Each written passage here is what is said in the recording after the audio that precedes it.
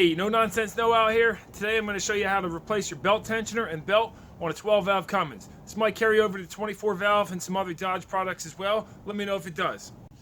It's 23 degrees outside, so I'm going to try to keep this short and sweet. Make sure to give me a thumbs up, comment, and subscribe if you like it. I'll also put a link in the description for this Made in USA Dayco tensioner and the belt that I used as well. The reason I'm replacing mine is because it's, even after putting a new Dayco belt on there, it's been squealing a lot. Usually what that means is the spring inside of here is worn out. They wear out over time. This has got almost 200,000 miles on it.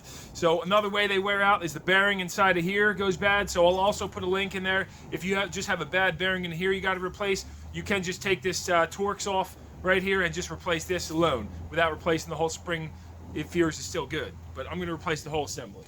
Turbo is very cute today. He wants to help out. I don't know what his deal is. Come on, get out of here. Get out of here. Anyway, so this job is ultra simple. Before you remove your belt, good idea to draw a diagram so you can put this belt back on properly. Here's a belt diagram in case you want to hit pause. Check that out. Top one's with AC, bottom without. If you have the factory tensioner, you're going to need a 3/8 drive ratchet, long handle ratchet to relieve the tension. With the aftermarket one, it's going to use a 1/2 inch hole. So I'm going to use a 1/2 inch breaker bar like this. All right, so I got an extension on here as well. 3/8 drive on there, counterclockwise, and then slip the belt off of your alternator on the top. Now, if you're just replacing the tensioner, I like to take a bungee cord like this so it doesn't fall off the other pulleys.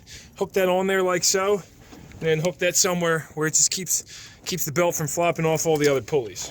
Obviously, if you're going to be replacing the belt, I'm reusing this one, but you'll take it off all the pulleys and refer to your diagram when putting it back on. Now put your 13mm on here and loosen this bolt. Remove that.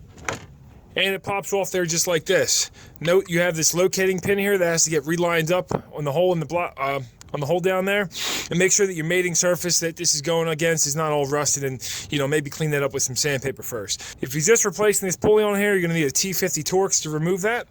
We can see this is the original Dayco tensioner, made in USA as well. This is original to the truck, it looks like though. So yeah, just take your bolt out. Slide in your new one and bolt that back up. Good to go. Not a bad idea to put a little Loctite on there as well. Clean those threads up. And like I said, just make sure you have that locating pin.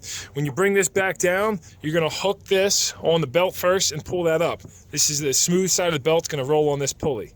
I find if you start the bolt about a turn or two on there and then you roll it back and then line your locating pin up and push that on, that technique works pretty good. And of course I'm going to use an air tool to zip this down. Make sure that bolt's good and tight. Alright, so unhook your bungee cord if you use that technique with the 1/2 inch breaker bar counterclockwise. Slip that back over and then go check, obviously, don't forget to pull that out of there. And then go check, make sure it's on all your other ribs and pulleys perfectly, and you are done.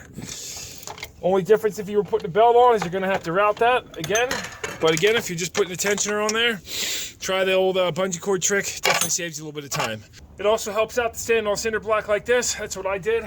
So hopefully that helped you guys out. Make sure to give it a thumbs up if it did. Definitely appreciate that. Until next time, No Nonsense Know-How. Y'all have a good day.